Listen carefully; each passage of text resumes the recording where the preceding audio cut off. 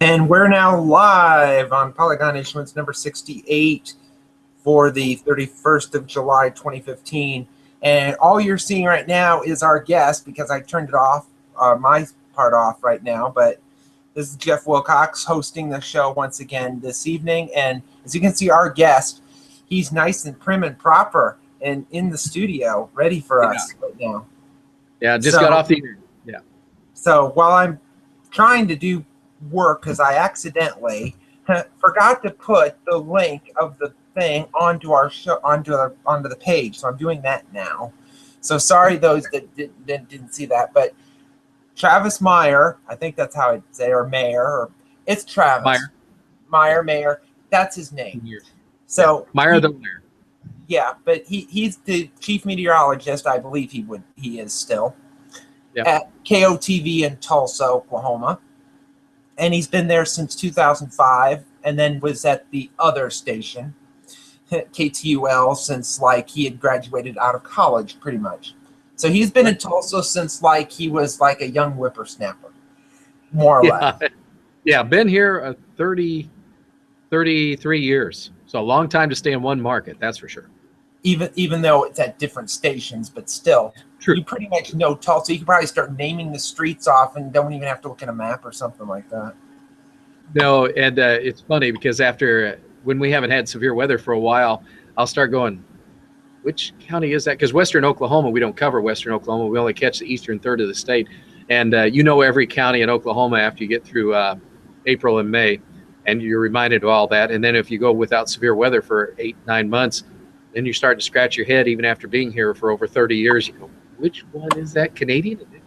So it's kind of embarrassing, but that's the way it operates. That's the way we operate. But yeah, and then all the little town names here, because we have a lot of Native American town names. And I started out pretty rough when I came. I came from Nebraska.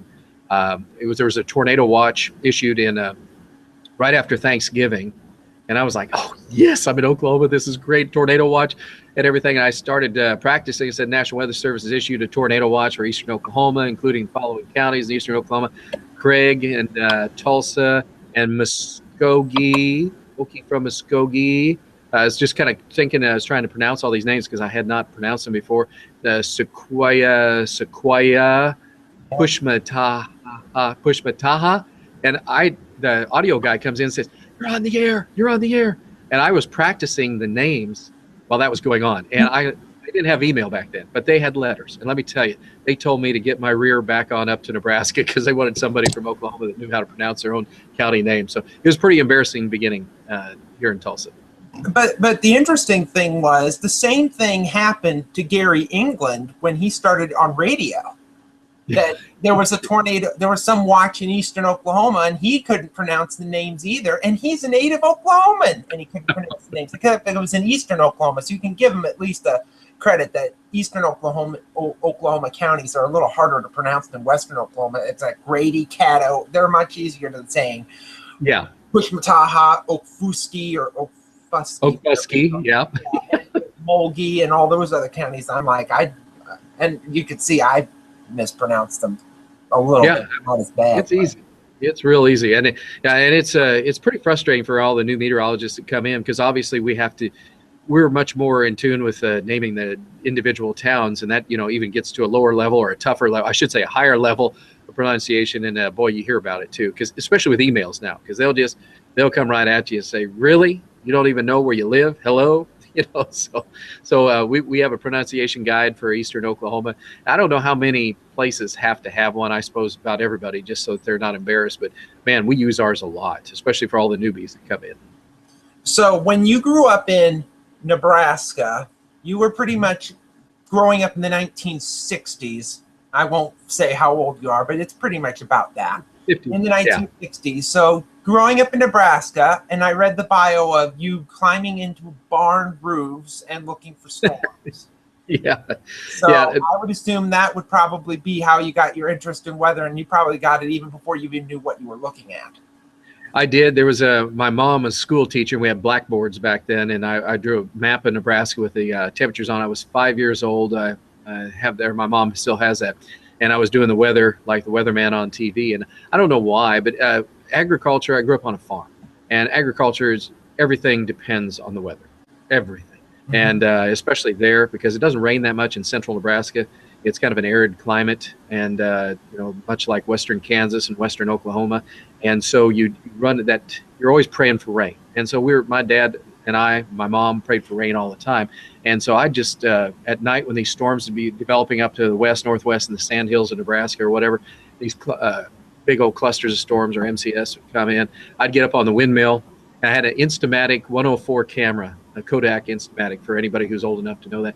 And I would try to take pictures, and they had little flash bulbs on there. It was the dumbest thing in the world, and they'd never turn out. And I'd send that reel in, that film in, and then it'd come back all black. And my mom and dad, we didn't have any money. My mom and dad were just livid with me. But I ended up catching one lightning bolt out of probably about 50, and framed it. And I was so happy and thought I'd died and gone to heaven at a young age. But yeah, and then they told me to get down before I got struck by lightning. So that's how my career started.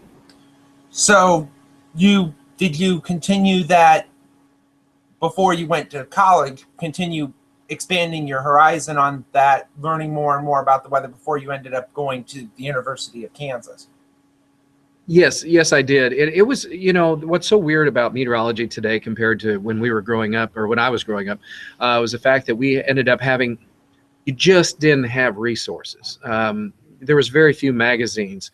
There were very few places you could go. Libraries were very limited on meteorology information. I mean, there was no internet. I don't know. So many young people just can't even grasp that concept. And it's very hard to think about that, because when you're talking about really loving a subject, like so many meteorologists, you know, they're nerds. Pretty much every meteorologist I meet that's really a meteorologist is a nerd, because they're really into the weather. And it's a cool thing, I think. But it was very hard to get any information. I ended up becoming a weather observer for the National Weather Service, which was really more Grand Island. They kind of moved their offices more toward the Hastings area about 20 years ago or so.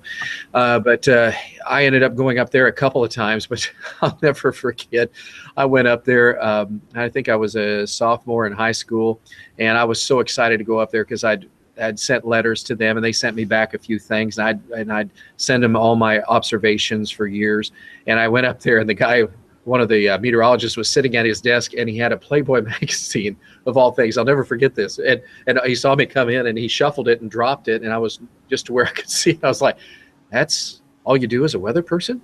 And so I was I'm not gonna say disenchanted, but I was kind of like, that's kind of weird. And so I had not a bad take of the National Weather Service to begin with, but that was my god, so to speak, as far as other gods, I guess. It was the weather and the National Weather Service. And so when I began, it was kind of weird, because that was my only source of information. It was kind of weird start, but I just really appreciated just being with them a couple of times, and that was it. Because I mean, there was just hardly anything else other than books that were written. So weird start. I did a lot of my high school science fair projects on weather. Then I finally talked my dad into letting me go to the University of Kansas, because they had a meteorology school. University of Nebraska had more climate than they did meteorology, and so I ended up going out of state for meteorology. And that my mom wanted me to go. My dad wanted me to stay on the farm and ranch and help him. And fortunately, my mom won out. So what was it like going to what was it like going to the University of Kansas during that time? That was in the late 70s into the early 80s at that point. Yes, and it was really good. The meteorology department was small, and there was a a meteorologist named Larry Cosgrove, which he's in Pennsylvania, I think now, but he was a graduate assistant at that time, and very knowledgeable meteorologist, still is to this day. And he helped guide me. There was only like three professors in meteorology at the school, so we had a very small group of, I think our group was about 10 students per class. And so we developed what was called the KU Weather Service, which was a forecasting service. Larry kind of got that going, so we were able to do a weather service within the university and give it out for free. And it really got us going into the forecasting, and not so much research. We were more into forecasting than research. And KU was the closest meteorology school, so I could get back and help my dad on the farm. I would have loved to have gone to OU, but I had friends that went to OU, and they said, "Dude, you go to OU, you're in trouble." because it is hard. And also there was a lot more emphasis on research at OU at that time. And I noticed when I came out of college that I was more into forecasting, and OU people seemed to be a lot more into research. And forecasting was a medium thing more, but research was really driven into them. And the depth in which their meteorological knowledge was pretty profound. And that's why we kind of, on our staff right now, we have 3 OU meteorologists, and then 3 from other universities. And it's really interesting to see how the depth of an OU meteorologist and then kind of maybe more of a forecasting thought process that goes on with somebody else. But OU's kind of changed in the last 10 years, I'd say, to more forecasting as well, or more balance, I would say. So when you went to the University of Kansas, that is what you wanted to do into broadcasting, or did you want to go into forecasting at, say, the Weather Service? The Weather Service. I was not going to be a stupid TV weather person. That's the last thing I wanted to be. Everybody, well, that didn't happen. And they're they're goobers, and they're just on there trying to look good. And the guy that I watched was at Hastings, Nebraska, but I loved that guy. And he had a guy that would grab an end of an umbrella when he had a forecast that was bad, and they'd grab him by the hook and pull him off the screen and say, "You're done." And I knew it was kind of a comedy routine when I was growing up, because the 70s were kind of the transition time, you could say, to where they wanted actual meteorologists. It kind of happened more in the late 70s, early 80s, when it seemed like the word meteorologist became so much more important. And fortunately, I was graduating right with a meteorology degree, right in that beginning time period of when meteorologists became important. Before that, they were, I wouldn't say entertainers, but the meteorologist before me here, well, really it was at Channel 8, K2L. He drew a cartoon called Gusty, and his name Don Woods, and he was a TV meteorologist for over 30 years as well. But his stick was, he was a good meteorologist. He graduated from the Navy, but he had a cartoon character, and every night he'd draw that. And so, you know, meteorology was in a transition stage, and we had 1 or 2 computers or fax machines, you know, and that was it. You know, it was just bare bones at that time, and so meteorology was very limited, and nobody realizes that unless you're old time and kind of had the chance to see that. So then how did you end up going to this goober TV business, and how did you end up getting a fairly good-sized market in Tulsa? I ended up, after I graduated from the University of Kansas, I took I call it a graveyard shift over at WIBW TV in Topeka, Kansas. I had a friend who graduated before me. His name is Dave Rallahan, and he worked at the CBS affiliate. I think it's WIBW. And he said, "Dude, we need an overnight guy, and you'd fit in if you'd want to come over, and you just have to do about 6 hours, and you'd be forecasting for power plants and power companies and all that for the overnight when we don't have anybody." And I didn't have a job, and I didn't want to go back to farming right away. And so I was able to get that job right out of the University of Kansas. And I stayed there, and it just so happened that here in Tulsa, right about that time, the weekend meteorologist, his name is Terry Young, and Terry Young was he wanted to be a mayor of Tulsa. And so he applied, or put in his thing to become a mayor application, or I'm trying to think what the word is, but anyway, he decided to do that. Well, once you do that, then if you're on TV, then you have to give equal time to your competitors. And so basically he had to go off the air immediately. So there just happened to be one person in Tulsa that knew my boss in Topeka, Kansas. And I didn't want to be on TV, but the National Weather Service at the time was, it was hard to get in with the National Weather Service. And I was trying to, wasn't working, and I was getting turned down, and I was getting pretty frustrated. But this job opened up, and they said, "We need a meteorologist really bad. And we need a meteorologist, not just a weather guy this go around. And do you have anybody there?" Well, I raised my hand because I was just working. You didn't do that, did you? You just did that. So I started in my early 80s, and the stash is still here. It's gray compared to dark brown, and my polyester suits are still polyester. And so pretty sad. But that was me in the early 80s there. And I had a really high-pitched voice. And they said, "You're not much, but we're going to work with you. We're going to give you a chance." And the guy that owned this TV station, it's Channel 8 at the time, he was a farm boy from Chandler, Oklahoma. And he ended up becoming a very wealthy man, and he owned the TV stations. And he said, "Because you're a farm boy, I'm going to give you a chance." and we'll see what you can do in 6 months. So I had 6 months to prove myself. It was pretty bad, but he gave me the opportunity to get voice lessons and some things that I hadn't really prepared for, because I really wasn't into TV. I'd been on TV, I think maybe 4 times total in Topeka, Kansas, and they said they were going to give me a chance, and then that's where it started, and then I haven't really looked back. Yeah, it was interesting in that on that YouTube video that was from 1985 that most of the video is you. So evidently you're well known even back then, because they were like, well, let's show this how he looked back in the 80s. And the first thing it made me think is, it looks like Anchorman. It looks like a movie. You can laugh, but that is probably, nobody knows how close I was to actually being in that scenario. Everybody laughs here every time they watch the movie Anchorman, because they say, oh dear heavens, you look so much like that and you acted almost like that. I was very humble because I was scared to death of everything.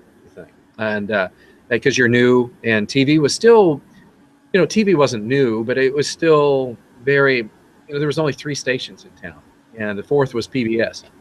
And so if you watched TV, you were going to watch, one of the channels. And it just so happened Channel 8 at that time was a very big booming station. A lot of people liked that station. So I lucked out because I was piggybacking on a good station, so to speak. And so I had a lot of people that were watching just because they watched the TV station. And so I was lucky. And so my career started out very fortunate, because when you start at a TV station that has good ratings, that just helps people get to know you faster, obviously. And if you're not a total goober, you should survive and get by.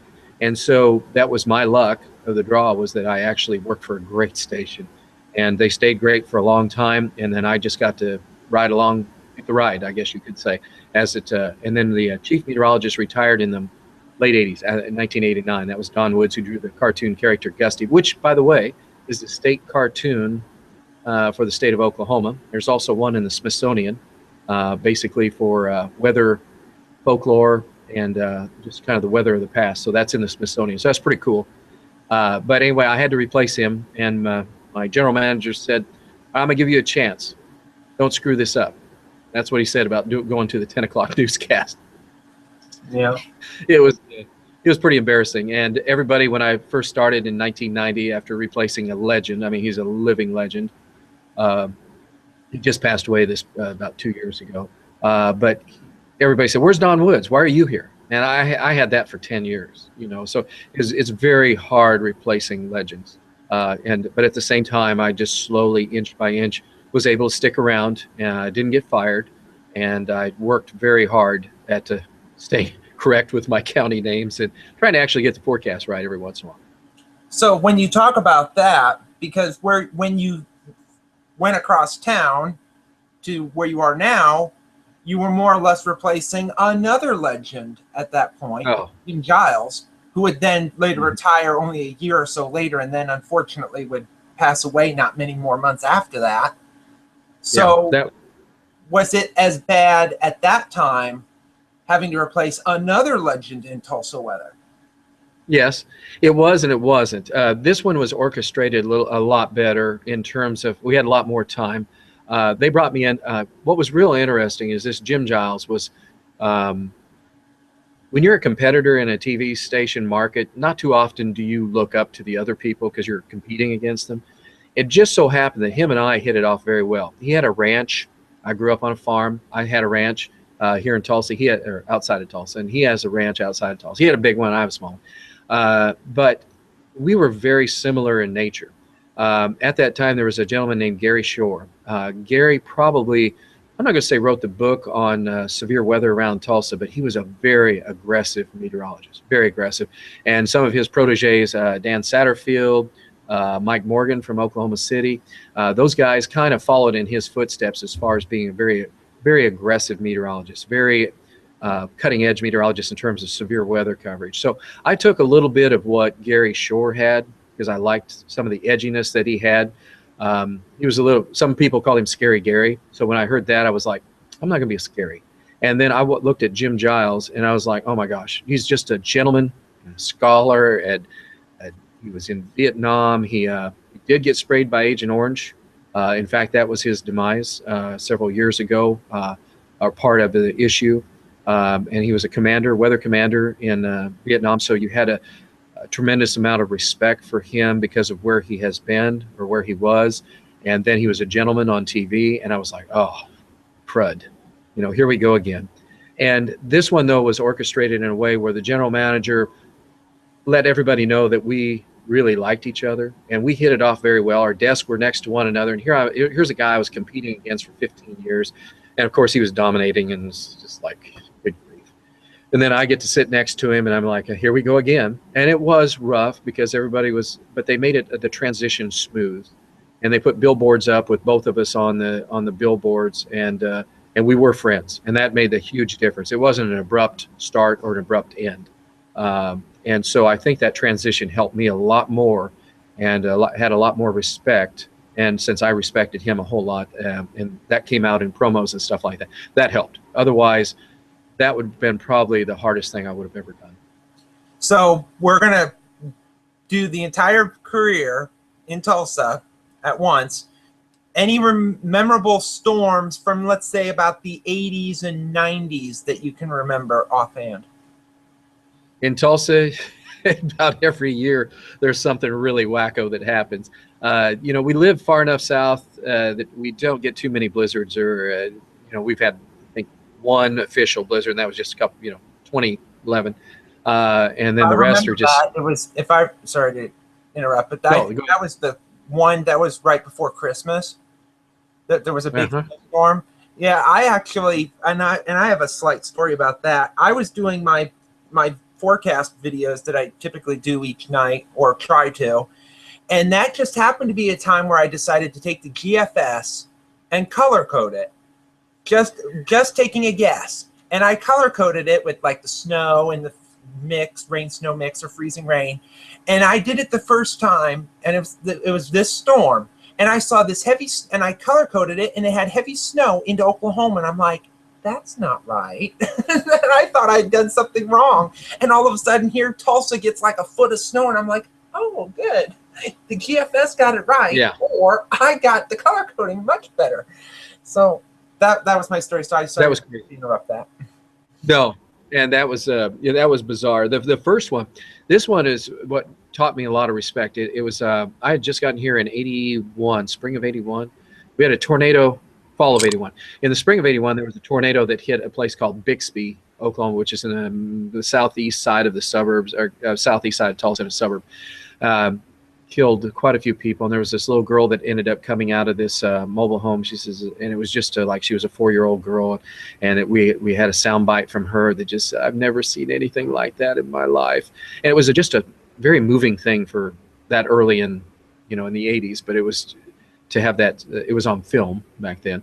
But I was like, this is weird. I knew I was coming to Oklahoma, and there's a lot of tornadoes, and then that next spring in March, early March, we have a tornado goes into Bartlesville. And I go up there right away afterwards, and I start interviewing people, and I irritated so many people. I was excited because I was in the research mode of college. I was thinking, where were you in this storm? How did you survive it? What did you do? Well, these people are recovering from devastation, houses blowing away, and then I'm in there just trying to talk to them like, hey, tell me about this. And I had somebody say, trying to get the exact wording, it's like, you have no respect for anybody. You're just like everybody else. Get the heck out of my life, or get the heck out of my yard. And I was like, well, he's rude. And it took me a while because I was so young, and I don't think I respected that. I was so busy chasing storms in college. I was so busy researching tornadoes. There was a doctor, Joe Eagleman, who did a lot of research on tornadoes. He had several books published, but I think he was kind of underappreciated for who he was as a professor.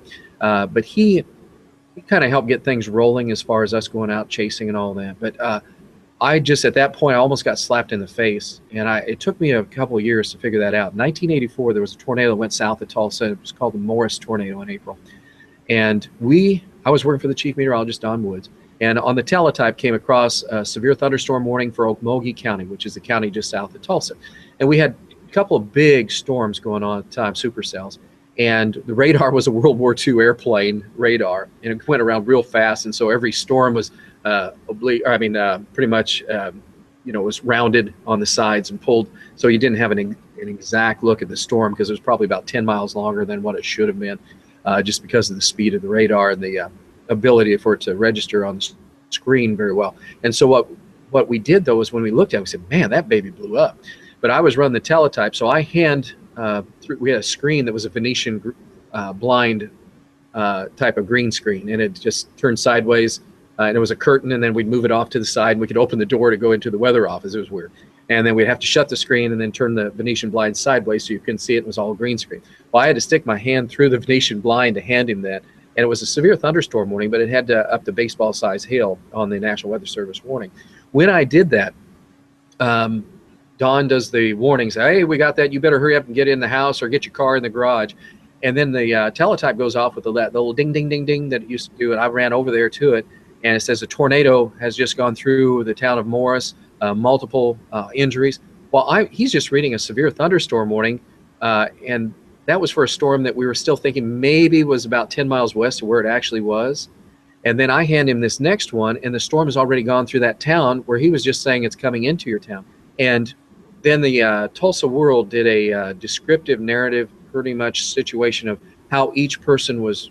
It was pretty gory, but it left an imprint on my life as far as how each person was drug out of their house, where they were found. It was pretty morbid, really, but it left an imprint in my brain that was like, oh my gosh, there's got to be a better way to do this. Those people died, and they were watching TV, or it didn't matter what TV station, because everybody was following National Weather Service at that time. It wasn't the National Weather Service fault, it was just technology at that time. And all these people died, and they were putting cars in the garage probably, or you were thinking that that's what they were doing while a tornado was actually moving in on them. After that, I just changed my whole philosophy on how I said there's got to be a faster, more efficient way to warn. And I tried to follow Gary England a lot more, because he was a very aggressive meteorologist. Gary Shore was a very aggressive meteorologist. I started seeing what they were doing. They were trying to get ahead of the storm instead of right at the storm. And that made an imprint with how I followed. In 1986, one other quick story was I was the only one in the weather office, and it was, I think, a Sunday night or Saturday night, and a storm formed over Tulsa. And it just kept going on and on. I kept saying, okay, storm's over downtown Tulsa. It's going to move to the east a little bit. 11 to 13 inches of rain later, we have one of the biggest massive flooding situations that was amazing. And it was horrible. And 86 also was a flood situation for us that all the area lakes filled up to a maximum amount that was incredible.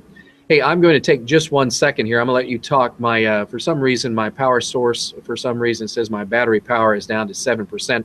I was plugged in, so I am going to have to find a better power source. Okay, so I'll just keep talking, but it's the reminiscent of that 86 event is reminiscent to a lot of events that I've heard over during the 80s. I know there was the event that sounded very similar to that occurred in the Twin Cities in 87, which was an event where it just rained and rained and rained for quite a bit of time, and that dumped 10 to 12 inches of rain, and it flooded a bunch of interstates and whatnot. And that's similar to what happened several times over the last few years in Oklahoma City has had that problem, especially this year. And I believe the same day as the El Reno tornado had the same type of problem there as well, where there was just rain and rain, and the storms just kept training over the same place. That happened the same day as the El Reno tornado back in 2013. Here, at least in Iowa, stuff like that, I know while I was doing this show, they had a flash flood warning in southwest Iowa just tonight, just about 15 minutes ago. And it was mainly from training thunderstorms that they're just training and rebuilding and redeveloping over the same places. So, and our guest just disappeared. So he's going to come back, we think. I might have to re-invite him. So, but yeah, I mean, we get storms like that. So now I got to go and find him again. So just a second, I got to go find him. He has disappeared. So let me go find him. He might have disappeared on me. So just a second, I got to find him.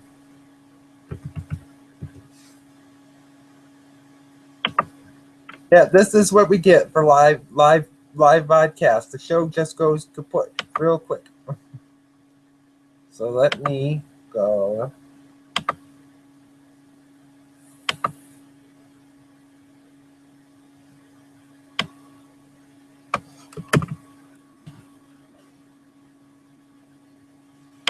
So let me go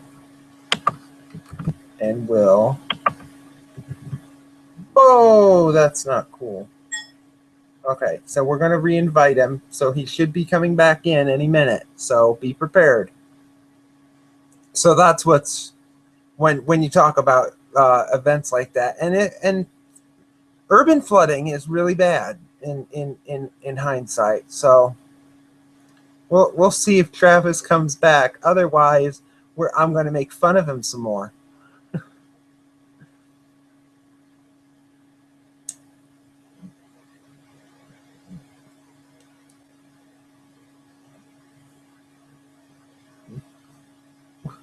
We're still going to wait. If not, then we're really going to have fun.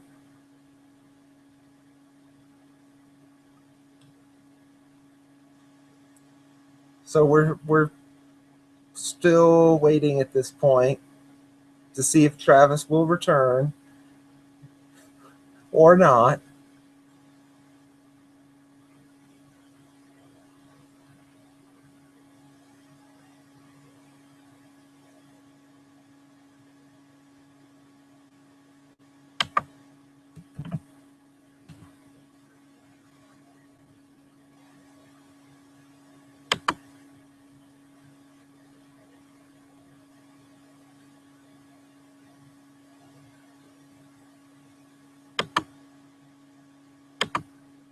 Oh, nice of people to actually tell me they're not going to watch. Okay.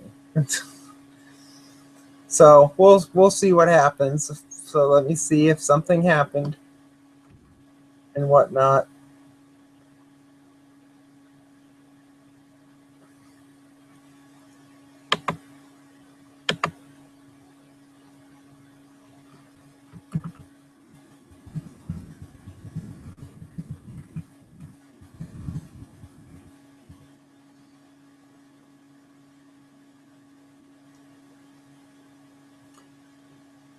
But in any case, while I'm waiting for Travis to return, I'm going to do my shout out since we'll probably not have enough time to get that done. But I'm going to shout out the Capital Weather Gang post that they did, I think it was today, about the horrendously high heat indices that have been occurring in the Persian Gulf, where the heat indices have been above 150 to almost 160, which is outrageous. And so you need to go to the Capital Weather Gang, which is the Washington Post, because I believe Jason Samenow posted that today about the heat indices being outrageously high in the Persian Gulf at this point, and including some people that have lived there and have been witness to these horrifically high heat indices as well. So that's my shout out to that post from the Capital Weather Gang from Jason Samenow. So you can go and check that if Travis is going to come back or not. We'll see if he's coming back or if he's not.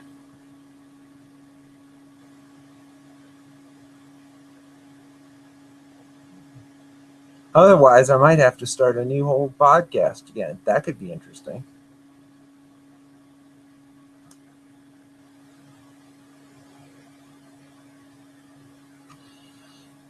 So we'll see what happens.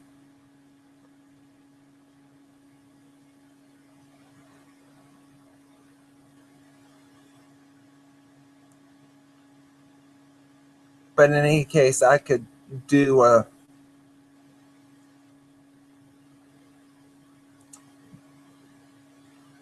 but I looked across, if we'll do a current weather thing, since I'm still waiting for Travis to either return or tell me that something went haywire, that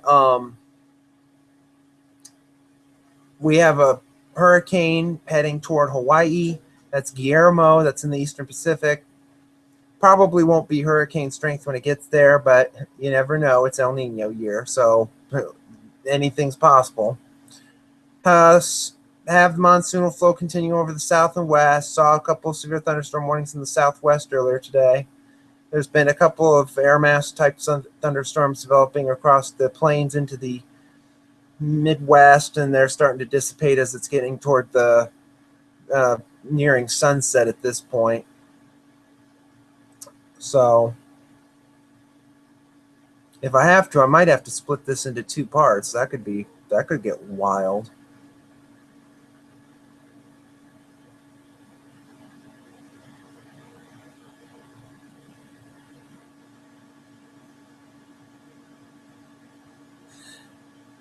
Yes, Travis has just said, "Dang it, he's trying to get on," says our guest. But yeah, we were doing so well, and then something had to break. Typical Polygon at this point. So bear with us. We always have technical snafus on our program. So stay tuned. We'll see if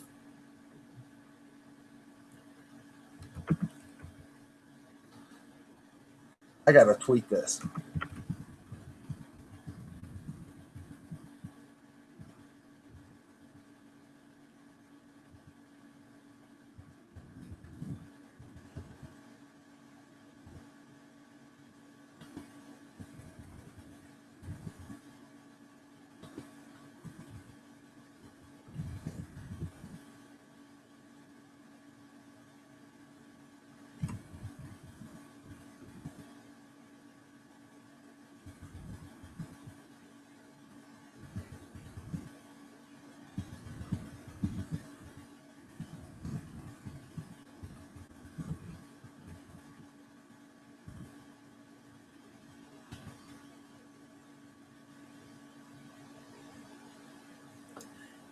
So, but yeah, we're gonna now I believe he has returned.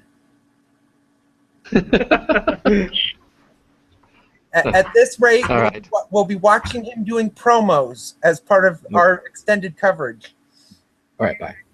Yes, bye. Jeff, you there? Yes, I am. Okay, sorry about that. That was weird. That went south in a hurry. Yeah. That went into hibernate mode. I just looked at it and it said 7% hibernate mode, and it was gone. I was like, shoot. Yeah, figures. I did a tweet out that you'll probably see on Twitter sooner or later. but anyway, so that, and I pretty much went after every flood event that ever occurred in an urban area. I did my shout out thing, which you have to do later, and I did every severe weather, what was going on. I talked about the Hurricane Guillermo heading for Hawaii, which who knows what it'll do because it's El Nino. So now you have to get back to after 1986, because that's where you left off when the renegade angry people from the flood of 1986 came after you. Yeah, they were. And you know, and what happened after that event, and this is what taught me to do two things, or never to do two things. One is not to be a professional witness, because man, I tell you what, there was a bunch of events. I was the only meteorologist on duty in Tulsa at that time, and back in the mid '80s, there, you know, the professional meteorologist, certified meteorologist, and all that stuff was still just in the incubation stages of happening. So there weren't that many consultant meteorologists out there, and I said, "Oh, I'll do that." I was here, I got all that. Wow, I was grilled in the courtroom, and they looked at my GPA. They made sure I was a meteorologist. It was like, I was like, wow. And they were doing everything but seeing how many children I had and everything else. And so I learned a lesson. I said, okay, if I'm going to be a consulting meteorologist, I better have my act together, because I walked in there thinking that after that flood event, there were several major companies downtown that had significant flood event or had flood issues. And a lot of the drainage systems in some of the taller 50-story buildings and stuff like that broke because of the force of the water. Even though it was engineered to withstand a lot, they broke and they went when elevator shafts, the 911 system was flooded. Power went out to some of these big buildings downtown. So there was a lot of lawsuits that were going on, and I just thought I could really do something and, you know, help out here, because I knew the real story, because I saw the radar and we had some video that we had recorded on videotapes that I could use. But I mean, again, you're in the mid 80s, so you still, the technology was very limited on how much information you had. And I did that, and I was like, I don't think I'm ever do that again, because that was that drug out. And I feel for, I mean, the certified meteorologists are the ones that go into some of these courtroom settings. I mean, I've learned a big lesson there. And then the other one was never to be a judge of a beauty contest, because when you're on TV, everybody wants you to go judge a beauty contest. And man, about that same time, I was judging beauty contests, and I was like 0 for 2. I didn't want to be 0 for 3, because you get parents mad at you outside on a nice event, and then you get all these business people mad at you for testifying against their company. So I learned quickly in the PR world that you've got to be very, very careful with what you decide to do, especially when you're judging or if you're in a courtroom. So after all that excitement yeah. and whatnot, that into the 90s and whatnot, at least technology got better. And at least able to actually see storms in the right place at that point, instead of having the WSR 57s and 74s and whatnot. And before that, yeah, because like I said, it was basically a World War II. It came out of a World War II aircraft, was that radar. I wish I could remember what it was. My first radar was a Collins radar, and the first Doppler radar. And remember those? And those Collins radars were made in Cedar Rapids, Iowa. See, there you go. And the turbulent. And I have to interrupt again, because because it was interesting. The meteorologist here that has long since passed away, which was Conrad Johnson, is the one that said, well, we need a radar. This was in the 50s. He went across the street to Collins Radio and said, I want a radar. They gave him one. He put it up. It was supposedly the first radar west of the Mississippi River used for television. Long before Oklahoma City. Supposedly. That's supposedly. And it was used. It was still black and white. Then they colorized it. They used it well into the 80s. And it was still fairly good. And then they eventually fired it. But I think it was early. You had to mention that word. So it's like, yep, I have a story. So you've got a story.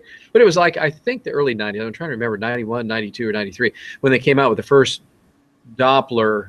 I think it was all of 5 watts or something. But I mean, the only thing it didn't show velocities, it showed turbulence. And that's what we were basing a lot of our severe weather coverage on in 91. So it had to be right at that time when it came out. It's pretty much a new product right around 89, 90, 91 with the with that TV. It had a much better graphics display than any of the other radars. It was geared more toward TV. I call it a beautiful radar, because it had the colors that you see on Baron radars now, and you know, WSI and all that, or Max radars, whatever now. But it was one of the first ones that really graphically displayed the radar in a very presentable way for TV. And so I was really impressed with it. Everybody's laughing because of I can't remember what the wattage was, 250 watts maybe. They said a light bulb could put out more energy, but it served its purpose and kind of got us started right there. But the 90s were a time of huge change. That's when our storm chasers, when we really started storm chasing, I started, Mike Morgan, who's at K4 now, I remember him in the 80s. What we did was we sent him out. He was in high school, or 18, I think he was 18. And I hadn't started too long, but I gave him a 2-way, and he was on the 2-way speaker, and I was talking to him, and he was on the air talking to me on the 2-way. And that's the first time that I remember doing that. It was like 86 or 87, I think. And he was on a storm. I don't think it produced a tornado, but we had, I think, a microburst in the Skiatook, which is just to the north of Tulsa. And so that was the first time I remember going live to a storm chaser out in the field. And that was about 87. And then in the early 90s, that's when we really started getting chasers going out. That's when cell phones, bag phones were coming out.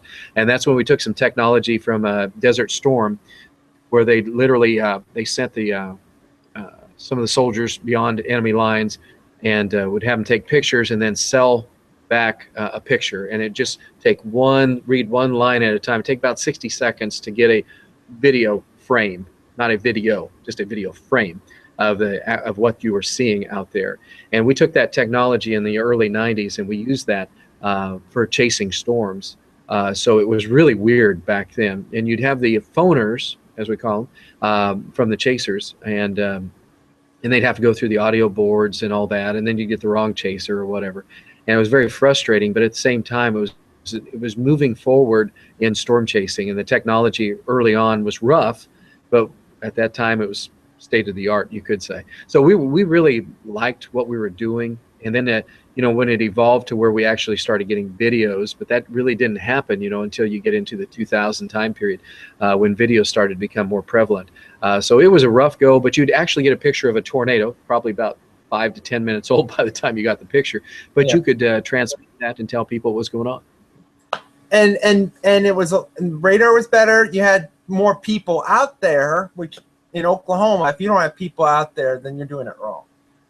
It doesn't matter if it's Oklahoma City, Tulsa, Lawton. It doesn't matter, because you have to have people out there to see it, because if they don't see it, then the public doesn't see it, and then the public's going to go and look for it, and they're not going to take their shelter. They're going to go looking for the storm instead of doing what they're supposed to do. That's kind of my opinion. And that's the right take. And the research, a lot of the research that was coming back to us in the early 90s, when research was just kind of, I'm sure there was a lot of research before that, but the weather research that I was privy to was kind of in the late 80s and 90s. And most of that, in fact, it was the 99 tornado. This is one other story I'll tell you. When the outbreak of tornadoes happened in Oklahoma City, we ended up getting the back side of them, the dying side of the tornadoes, thankfully, because that was just a horrendous night with over 100 tornadoes and more and everything else getting hit.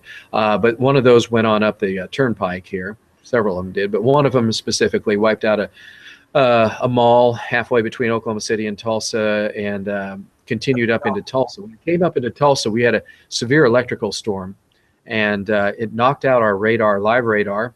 It made it very difficult. And this is a story that I've shared with a lot of people, but we were on an island pretty much. Once you get struck by lightning and your power is out, we had a generator. We got the power back up. Tornadoes coming in on the southwest side of town. I have 3 storm chasers that are following that cell as it's coming into the southwest side of Tulsa. So I'm getting audio from their cell phones, and I put them all on the same line so they wouldn't interrupt each other. We were able to, I just go from one to the other, which is kind of what we do today. We haven't really changed that process too much, but I took their reports, and then one of the guys said, "Man, we don't have a radar. Our radar's dead."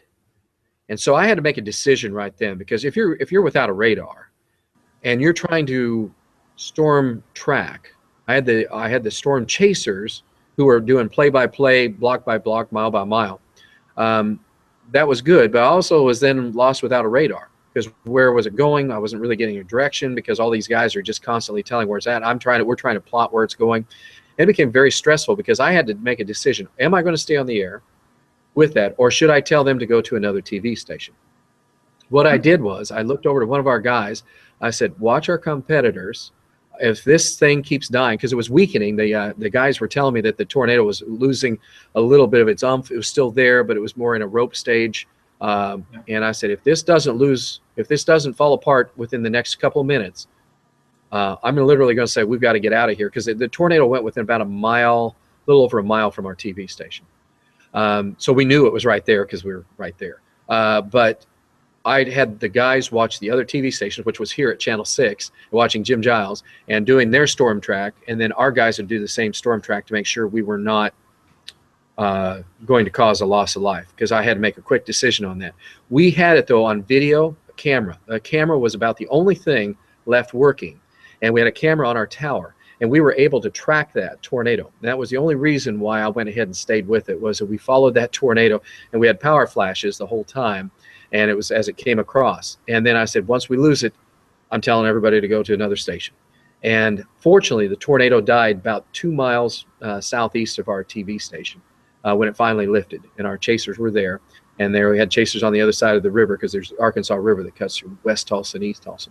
And so that was probably the most stressful moment in my life, was 99. The technology was there, and then it was gone.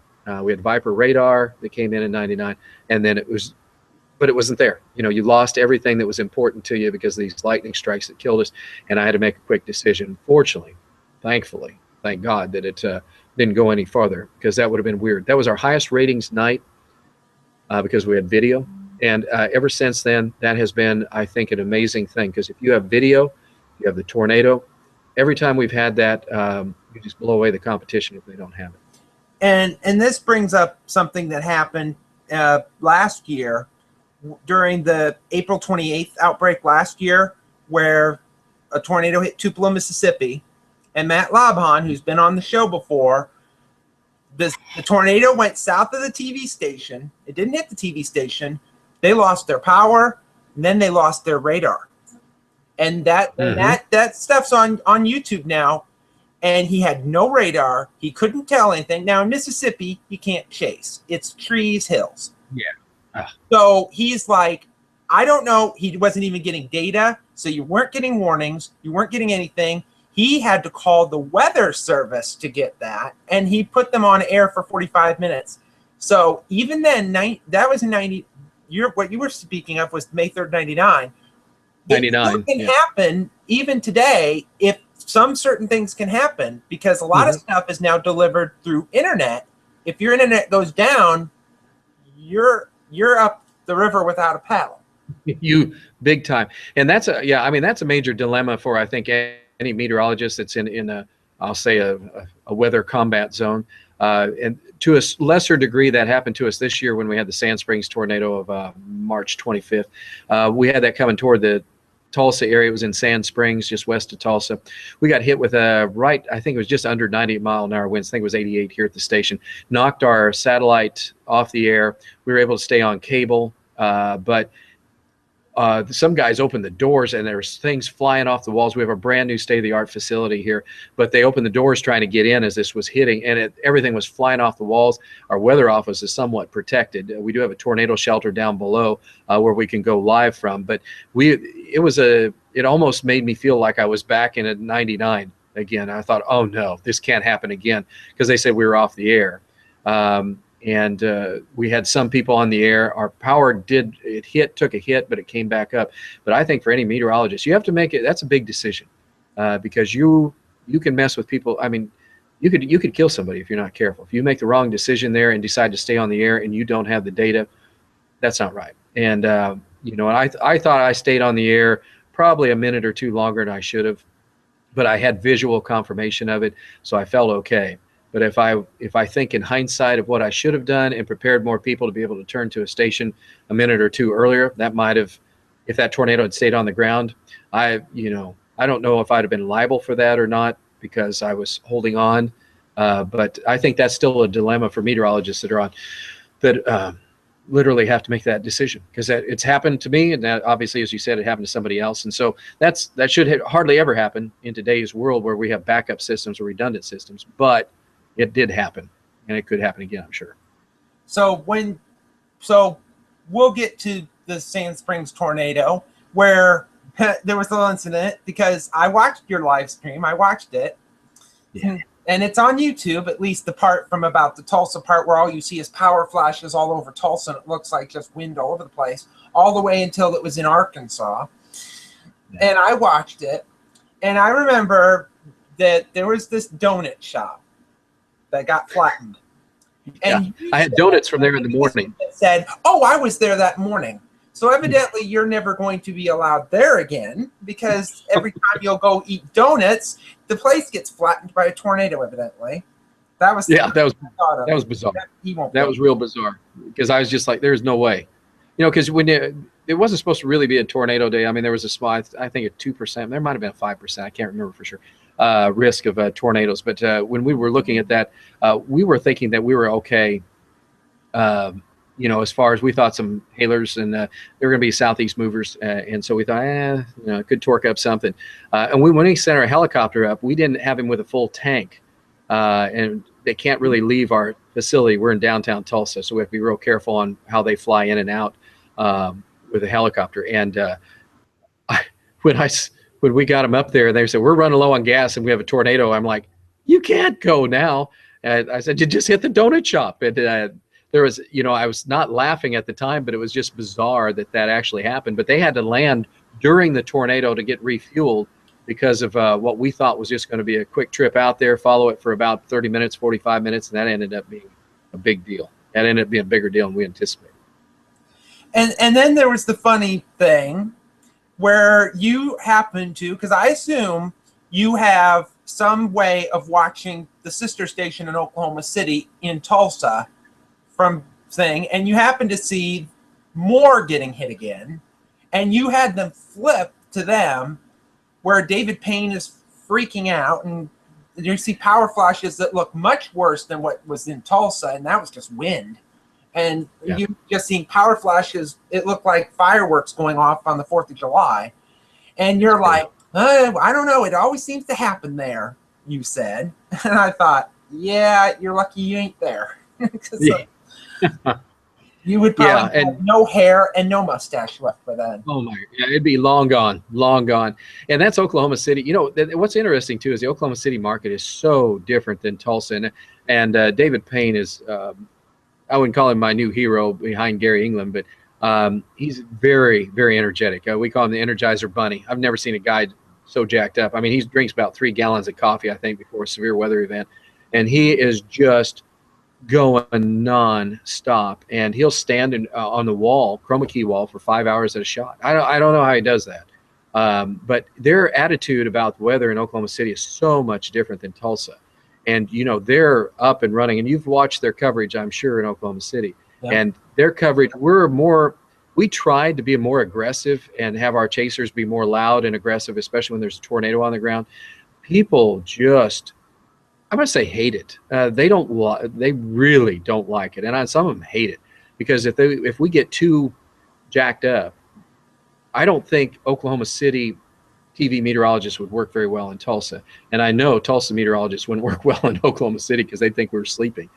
There is just a whole different philosophy, I think, on the viewership and what some of the viewers have been trained over the years. So when I watch David Payne, I just run out of energy because he wears me out when I watch him because he is just all over and everything's happening. We are much more. I have Dick Farrow, who's been a chief meteorologist. He works with me, and I have another one, Alan Crone, in the morning, who's been a chief meteorologist. And we all have a little bit more of a conservative approach and trying to be real scientific and trying to be real hands-on approach. But that works here. But I think if we were in Oklahoma City, we'd probably be dead last. So this brings up the thing. I'm going to bring this up because this was what. So bear with me. I'm going to have to find it. Okay. So, and I know that there's all these people that work at pretty much at the 2 stations, and you know what's coming now, I'm sure. Now I gotta find it. So just a minute. Come on. Where are you? Okay. So let me go. So we're gonna play a game. Okay. I'm sure. Now I just have to find it. Okay, here it is. We're gonna play a game. Ooh. Okay. Name everybody. You've been doing your research real recent because that's this past week that we were there. Yep. This came from Von Caster's Twitter account. Yeah. So and I know the guy in the lower right-hand corner with the red shirt on. Yes, I already know that's you. Yeah, that'd be me. We have that is our staff of. I think this is amazing. This is our staff of chasers and meteorologists, and there were a few that obviously had to work that couldn't be with us. The top, I was trying to see. That's kind of small. I almost need my bifocals on here for that. Going across the back row, just to kind of give you an idea, is starting with the guy in the orange. That's Alan Crone, our morning meteorologist. He was at Sherman Denison, grew up in McAllister. An incredible meteorologist. People love him here. Very hands-on, very, very smart. Station Knight, she's the female in the black shirt there you see with the necklace. She's one of our meteorologists. She's from the University of Kansas. She set this up for me. She didn't plug in my laptop though, or if she did, it came unplugged pretty quick. Then we have Jim Gardner, who's in the back behind him, or behind her. He is a meteorologist, or he is the best TV helicopter pilot / meteorologist type person. That guy knows his weather, and I don't think he has a meteorology degree. He flew in Los Angeles for a long time, Yeah. and came to Tulsa or to Oklahoma City. And that guy worked for K4, and Mike Morgan and him were incredible together. And now he's moved his talents, and really so did David Payne. David Payne was in at K4, and he moved to KWTV, our sister station. And those guys together are a dynamic duo. And then Lacey, that you see in the blue, I think she's a up and coming star. She's a television meteorologist, works the morning, noon, and will work the evening for David. Alan Rosie, he's out in Western Oklahoma in Woodward in the pink shirt. We have a couple of Oklahoma City guys. I can't think of the guy in the front with kind of white stripes there, or horizontal stripes. I can't think of his name right now. And then Val Castor is in the red right behind him in the middle. And you see, oh no, yeah, right there's Val Castor, and Amy is his wife to the left. That is, I've never seen a chasing couple that is more incredible in my life. I mean, it is absolutely, those guys are amazing. He's a meteorologist. He went to OU to school. And then our helicopter, Will, he's right there. Yeah, that's Will. And he is in the military. He just got back from a 6-week stint. He was in Iraq. The guy has learned a tremendous amount in the last 4 years of meteorology. He flew for KWTV for a while as well for us. And so he spends his time here all the time. And then to the right of that is Darren Stevens in the red, and Vaughn Castor, which is Val Castor's brother. And there's a unique story, and I wish I had that for you. They're both brothers, both meteorology nuts. They grew up together in a household which loved meteorology, and they just became meteorologists and storm chasers. And I mean, those two are uncanny. It's unbelievable. Then I'm in the lower right. Meteorologist Mike Grogan is next to me in the white. Jed Castles from Oklahoma City, meteorologist there in the morning show. Jed used to work in this market. Oh, did he? He was in this market, and Gary plucked him. That was in the early 90s. He's been at TV for a long time. Yeah, and he is such a humble, good guy for the morning show. And then I have Dick Farrow. Dick has been, he was chief meteorologist down in Lafayette. He's from Western Oklahoma. He's been here since, he's been here, I can't think, about 20 years. I don't know if I can live without him. He's got old time meteorology. We call him the professor. And if there's something wrong, he'll correct me on the air. I keep saying, Dick, will you quit correcting me on the air? Because he just does it right. I've never been around a meteorologist who's so in tune with doing everything right.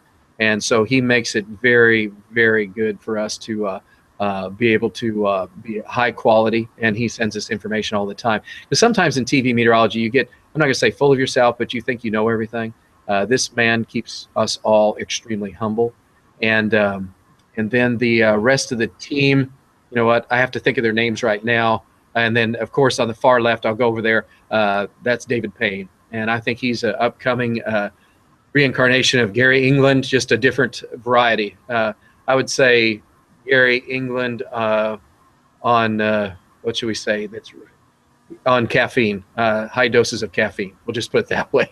And then Cassie is her, or is his, is a meteorologist, and she fills in a lot for anyone who's on vacation and does a lot of graphics artists. We're very fortunate to have several graphics artists at our station, also in Oklahoma City, that help spurn out our information. So again, and there's Matt Muller and Stephen. What's the other meteorologist down there? Rich. Trying to think what's the other meteorologist. No, I got Lacey. Justin Rudisell. Okay, that's why. And so Justin's relatively new, and I haven't got to spend much time with him. He's over the white. But anyway, that's our basically our whole team there. And when we have all our chasers out, they're all on GPS, statewide. We have 2 helicopters. Some of these guys are there. You ought to see some of the storm trucks. I wish I'd have that. Some of their storm trucks to show you. And I mean, they were pace cars for some races around here. Yeah. And I saw Darren did his a couple nights ago. Yeah, you saw that. Okay. Yeah, and he was a pace car. And I mean, these guys, they take this seriously, and they like to have pretty impressive vehicles. And it's not gaudy. I mean, they just look classy. They did put some lights on this underside of them just to make them look a little bit better, because they actually go into some car shows, and we bring them out with us to different events that we go to, and they do some help with us talking, but we also do tours of their vehicles, because we have, other than a radar, and radars have been in chase vehicles for a long time. We've tried that for a long time. Sometimes they work, sometimes they don't, just because of the radical use of how much bouncing around that goes on and all that.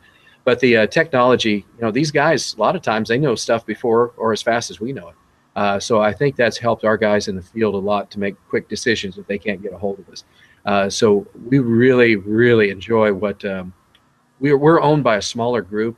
It's called Griffin Communications, and they are just geared toward Oklahoma, and not slamming anybody else, because everybody has to do what they have to do. But some of these bigger groups, there's just so many TV stations, and then all that money gets funneled to someplace.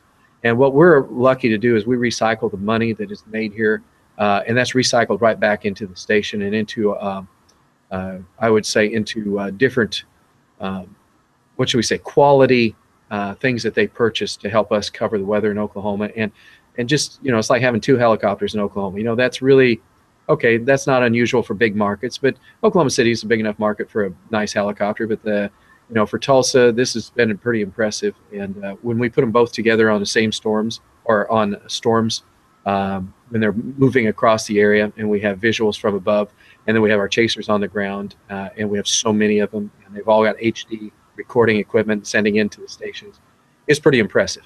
But so is the bill for cellular phones. I saw that the other day. We kind of blew the roof off of, I think, any data charges that we've ever had at the TV station, because May was so severe.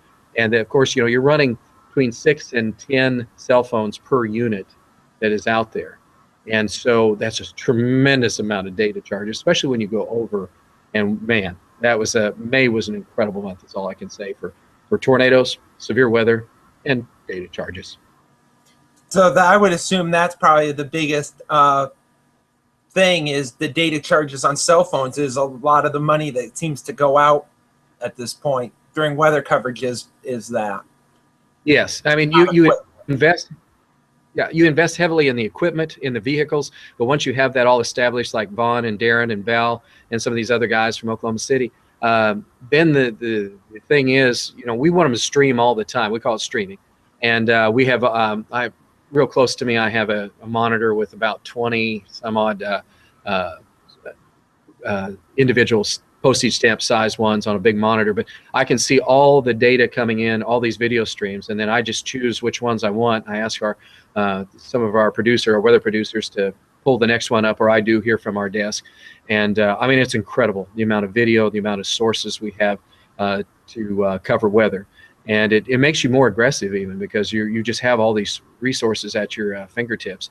And you've got to be careful, though. You got to be smart, because we have a lot of guys that were just streaming, going down a highway with blue skies, just on their way out to their target areas, and spent 4 hours with blue skies. And I'm going to learn from that lesson that we learned in May, that that's not really the smartest thing to do. Yeah. So, and I know you're going to have to start taping promos soon, since it's after 8 now, but. Yes. Do you see in the future, is there anything you don't have that you might need in the future? Because it seems like there's nothing you need unless you want to have 3 helicopters and you need 20 more storm chasers. Because outside of that, unless you get your own radar and you put it on top of your building and have it spinning, I don't know what else, unless it's more cameras, let's say. Yeah, and the IT cameras that are going in now, it's a lot different. A lot of us had security cameras, basically, that were showing up in different communities and all that.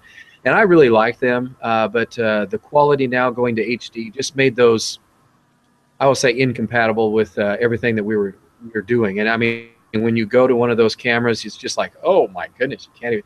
And those were so classy, just 5 years ago. But once we hit HD, it was just like everybody looks at them and go, looks like nothing but pixels. It looks horrible. So we're in the transition period here with IT cameras and HD, obviously HD cameras for IT. And so that's eating up more bandwidth and all that. But I like those pictures so much better. I mean, I'm seeing things I couldn't see before. And then you have HD on our helicopters. In fact, the one that's in the KWTV helicopter, Sky News 9 in Oklahoma City, that one was actually at the Olympics. And they used it first at the Olympics. It was called a FLIR, I think is what it's called, FLIR. And they used that at the Olympics, and then they immediately shipped it from, where was the Olympics? In Europe? I'm trying to remember where the 2012 was. Are you talking about 2012? It'd be in London. 2014 was in Sochi. The winter. Sochi. So yeah, that's where it was. Thanks. And that's where they were. And then they immediately shipped it over and put it on our helicopter. And it was, it's the state of the art, And I look at those pictures, and I don't know if you've had the chance. Of course, this year you probably did, of seeing some of these pictures that are coming off, and it's not coming out of LA. Or New York or Houston, where you expect big money and big helicopters. It's coming out of the central part of the country, and you have the highest quality HD cameras available, and they're sitting in Oklahoma City. And Tulsa's ours. We took the KWTV's one, which was high definition and very good, but they just got state of the art. And I'm sitting there and I'm watching this on TV, and you feel like you're almost there. So it's been interesting to see that. And no, we're trying to just get better quality. And trying to make safety a #1 issue. Ever since the loss of life of the storm chasers by Oklahoma City from the El Reno tornado, we took that seriously. That was pretty shocking for our chasers, because everybody was like, dang, if it happened to them, it'll happen to anybody else that's here, because they're as experienced as anybody else. And most of our guys, all of our guys, have to be experienced, but we try to back them off. In fact, I heard David Payne say, back off this storm. I don't want you near it, back off. And once our guys, and I think our staffs are old enough, and what should we say? When I was younger, I was much more greedy. As I'm older, I'm much smarter, I'm going to say, and a little bit more conservative. And you kind of learn that there's a place where you can be greedy and get closer to a storm, and there's a place where you got to be smart and back your teams off, because they're going where you're asking them to go. They have the right to stop anytime they want to, because you don't want the liability of, go into that tornado and into the bear's cage. You don't want to put them in that position ever. And if they do that, it's either because they wanted to, or nature just took a turn that we weren't prepared for. Example, El Reno. But I heard David say, back off now. Back off. And that was one of the things I appreciate very much. As aggressive as David is, or as we are, there's a point that we will not cross. And I think when I was younger, I would have tried to push it a little bit farther. So that's something that's kind of new. And with the GPS and the locators that we have, and the GPS getting a lot better, sometimes they jump 5 miles. We go, what the heck? You'd say, why did that happen? Well, cell coverage sometimes messes you up, but helicopters have the ability to have GPS. So we've had an opportunity to really get better with technology in terms of location, positioning. You can't get in Oklahoma City with a tornado on the west side and expect to be on the east side unless you position your guys, because you can't get through it. So, I don't think we have too much more to discuss, because there's certain things I don't think we want to discuss quite yet, and you know what that is, but we don't want to discuss that quite yet. But anyway, so we'll do your shout out. So you can shout out a person, a place, your staff, the people you didn't name in that picture, and whatnot. That has to do with weather. I already did mine. So while you were missing in action and being held hostage by the flood victims from '86. Yeah. And, again, I appreciate what you do, and, and bringing a lot of information to a lot of folks about the different ways to do stuff. And, around here, it has been a blessing to work for this company, because, again, when you have a company that, puts their money where their mouth is, that means so much. And that was one of the reasons I had my heart was just to come over here, because, they really want to do what's right. And so it made it easier to make a transition. And I've been blessed to be able to be at this station. And also, when you get to work for somebody who, if you need something, you get to call the owner, and you say, hey, I really think we need this. And he'll come meet you and talk to you about it, and in other places that doesn't work. I've been there, done that. And just to buy a printer sometimes is like pulling a tooth. So that's probably one of the biggest blessings that I have, and the shout out goes to, for me, goes to our to our weather staff and to the owners of this company, just because of what we can do, that other places are probably string tied a little bit to be able to do that. I thought your shout out would be all the stuff that was behind you. Like, hasn't had a 100-degree day yet and all this stuff. Oh, that is punched up there right now. You're working on that. Hey, thanks, Steve. Yeah, I mean, this is a weird year. This is one, I think we've only had one other year recently. I have to get Dick Farrow. He's our climatologist on staff, in recent past where we haven't had 100 degrees. I mean, it's crazy. Now, southern Oklahoma and southern part of our viewing area, one place has had 6. Is that, Stephen? I think 6.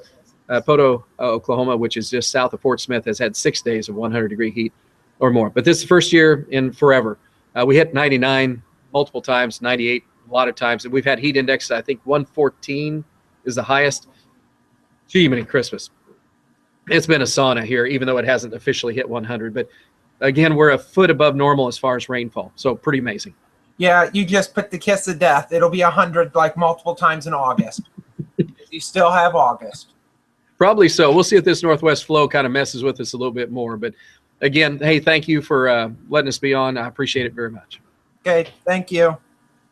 All right, we'll see you. Weekend. All right, you too. Okay, so that was Travis, who's going to soon disappear from our screens. But anyway, so when we look at guests coming up next week, we're going to do a show. I believe Mike is going to return. Mike in Tennessee is going to return supposedly from our from his big long vacation that he's seemingly been on. So, and there he went. All these people were shutting things off because Travis doesn't know how to do that, evidently. And so that's what we're going to have on. And then the following week, I'm up in the air about that. But then on August 21st, I believe it's August 21st, yes, Adam Caskey, who's at KSAT in San Antonio, will be on to discuss the weather that goes on down in the deep down part of Texas. So stay tuned for that. But when you can get a hold of me, and I didn't ask this to Travis because I was trying to rush him so he can do his promos without getting fired. So you can get a hold of me on email, iowawx@gmail.com. You can follow me on Twitter at iowawx. You can follow Travis, however, on Twitter at newsweather, that's WX guy on 6. That's his Twitter handle, so you can follow him and whatnot. But anyway, thank you for joining us this weekend, or this weekend. So everybody have a safe, happy weekend. Stay cool or stay warm, and thank you once again, and God bless.